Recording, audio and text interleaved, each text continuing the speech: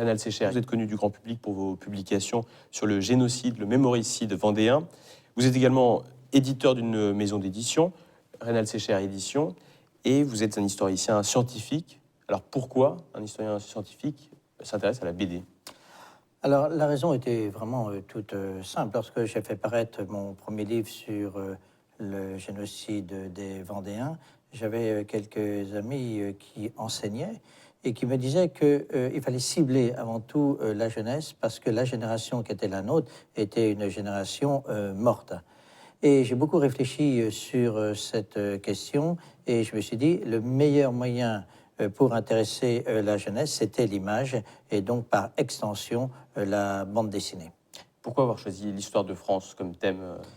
Alors j'ai fait un certain nombre de bandes dessinées comme l'histoire de la Bretagne en 10 volumes.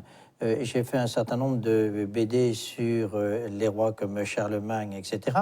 Et je suis arrivé à l'histoire de France pour des raisons tout à fait simples. C'est à la suite de la réflexion d'un certain nombre de scientifiques, d'hommes politiques sur l'identité de la France. Et l'identité de la France, j'aime bien la résumer en quelques mots, hein, parce que c'est très simple à définir ce concept d'identité. Savoir d'où on vient, savoir qui on est, savoir où on veut aller ensemble.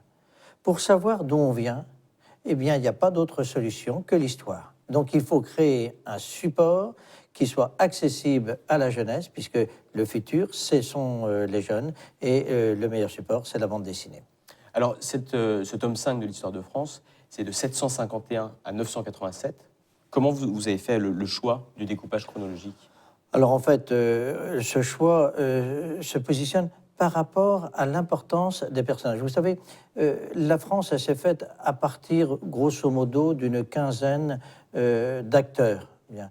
Et alors ces acteurs peuvent être les fondateurs d'une dynastie. En l'occurrence, pour le tome 5 de l'Histoire de France, on a traité les Carolingiens. Donc c'était assez facile puisqu'on a traité exclusivement dans ce tome de la dynastie des Carolingiens. Le tome avant était consacré aux Mérovingiens.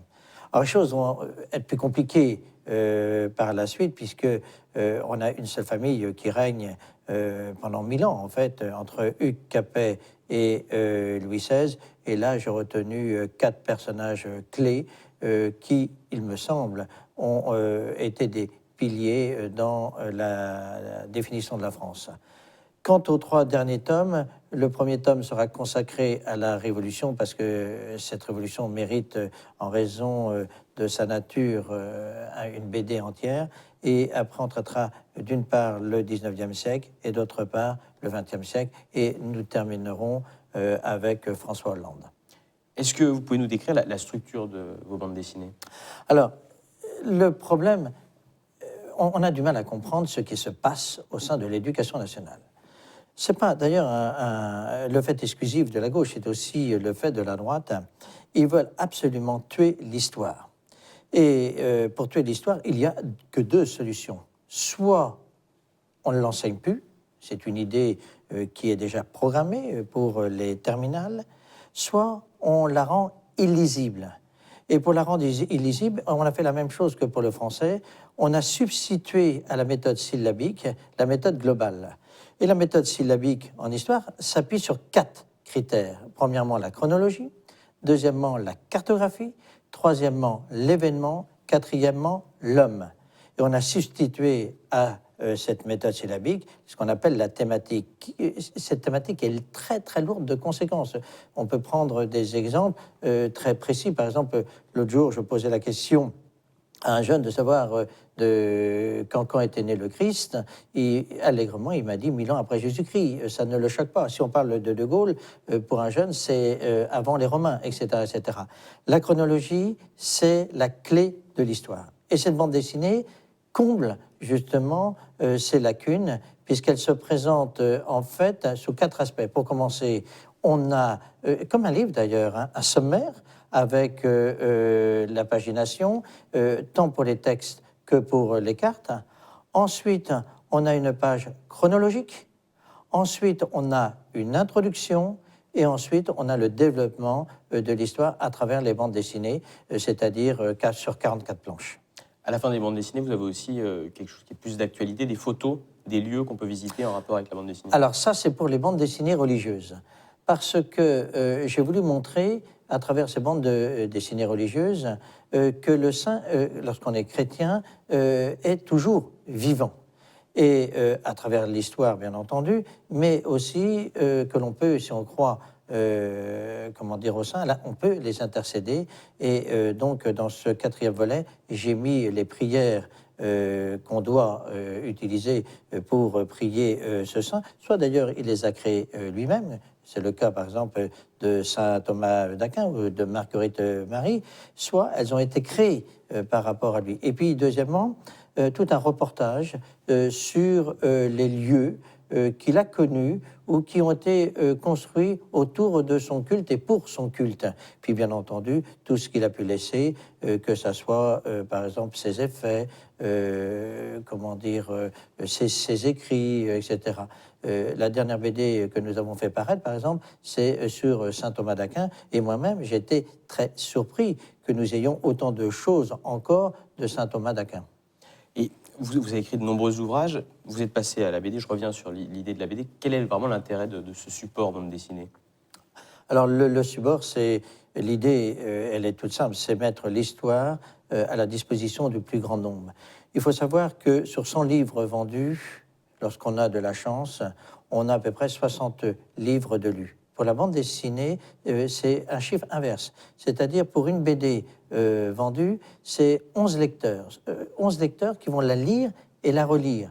Et comme ce sont des fiches de lecture, ils vont aisément assimiler à travers la chronologie, le texte et l'image, et bien les données sur ce personnage ou sur la période concernée. Donc vous servez finalement, vos bandes dessinées servent de palliatif au manque de l'éducation nationale? Absolument. Mais c'est une arme, justement, pour lutter contre les méthodes de l'éducation nationale qui, je peux le dire, qui est en train de tuer l'histoire, mais c'est un meurtre vraiment réfléchi. Il faut bien avoir conscience de ça. On veut créer l'homme nouveau. Il suffit de lire tout ce qu'a pu écrire sur la question l'ancien ministre Payon. C'est explicite. Donc, il s'agit bien de tuer l'homme ancien, donc l'histoire, pour créer l'homme nouveau, l'homme déraciné. C'est le tome 5. Il y aura combien de tomes, l'histoire de France? Nous avons prévu, on en parlait hier avec mon assistant, d'en faire 12. Alors pourquoi que 12? C'est ce qu'on m'a dit, parce que 12 c'est déjà conséquent. Hein, bon. Et si on en faisait un peu plus, il y aurait un problème de coût, hein, tant pour le lecteur que pour l'éditeur, et ça ne correspondrait pas non plus à une nécessité, une capacité d'utilisation. Vous avez une activité assez chargée par rapport, en tant qu'historien par rapport à la Vendée. Vous faites de la BD maintenant. Est-ce que vous continuez vos recherches sur la Vendée? Est-ce que vous avez encore une activité autre que celle d'historien qui se consacre maintenant à la BD?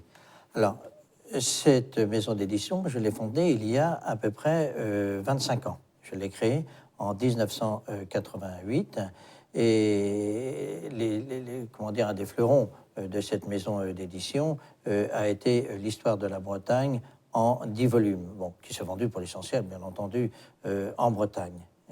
Alors, la bande dessinée, c'est un dada, c'est devenu un dada, un plus dans ma vie. Je continue, bien entendu, mes recherches.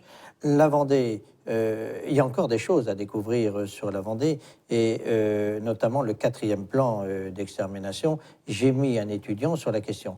Je m'intéresse beaucoup plus à la macro-histoire maintenant, et le thème sur lequel je travaille à l'heure actuelle est un thème très profond, qui va, je pense, remettre en question la nature même de la Révolution française, c'est-à-dire c'est la terreur. Qu'est-ce qu'a été la terreur sous la Révolution française? Et d'ailleurs, un certain nombre de questions se posent. Quand a-t-elle été commencée, cette terreur? Quand a-t-elle été terminée? Bien. Moi, je pense que dès le 14 juillet 1789, nous avons en France, au sommet, c'est-à-dire à Paris, un système terroriste qui se met en place et qui va donner, quelques mois plus tard, eh bien, la Grande Terreur. Vous envisagez d'écrire un livre sur ce sujet? Oui. Alors, en fait, à l'heure actuelle, je prépare 2 livres. Le premier, c'est sur cette notion de terreur. Et le deuxième, C'est sur la notion de génocide. Alors, tout à l'heure, dans la présentation, vous m'avez présenté comme l'auteur du génocide des Vendéens et du mémoricide. Et je veux, dans le cadre de ce deuxième livre, qui sera suivi, je pense, d'un troisième, essayer d'expliquer, comment dire, ce qu'a été la matrice des génocides, mais aussi les enfants de ce premier génocide, puisque les génocides qui ont suivi, contrairement à ce que l'on dit, ne sont pas les génocides commis par les nazis, mais les génocides commis par les Turcs, puis après par Lénine, Staline, etc. Hitler est venu après, et là je viens d'un voyage par exemple en Allemagne, où j'ai étudié le camp de Dachau, et c'est tout à fait manifeste. Ils ont été puisés chez les soviétiques les méthodes pour créer des camps de concentration, mais aussi des camps d'extermination. Donc il y a une filiation, et on ne peut comprendre cette filiation que si on étudie chronologiquement les génocides. C'est pas très gai comme étude, l'étude des génocides. Moi, ça me passionne parce que ça me permet de mieux comprendre. Vous savez, on est un monde qui est issu du fracas de la Seconde Guerre mondiale. Mais ce fracas a été global, total. Et qu'on le veuille ou qu'on ne le veuille pas, il nous a marqué profondément. Donc ça me permet de mieux comprendre ce qui nous arrive en France et pourquoi l'Europe, à l'heure actuelle, est en train de vouloir créer une Europe nouvelle. Et la racine de cela, c'est la Seconde Guerre mondiale. Et en fait, on a rejeté, à la suite de ce fracas, tout ce que nous avons été. Je pense qu'on se trompe, hein, et un certain nombre d'auteurs, pas seulement français d'ailleurs, hein, dénoncent cette conséquence. Bien, merci Reynald Sécher d'être venu nous présenter votre tome 5 de l'histoire de France et nous exposer vos travaux. Donc 2 livres, 7 BD encore, on aura l'occasion de vous retrouver à TV Liberté. Merci beaucoup d'être venu. Merci beaucoup.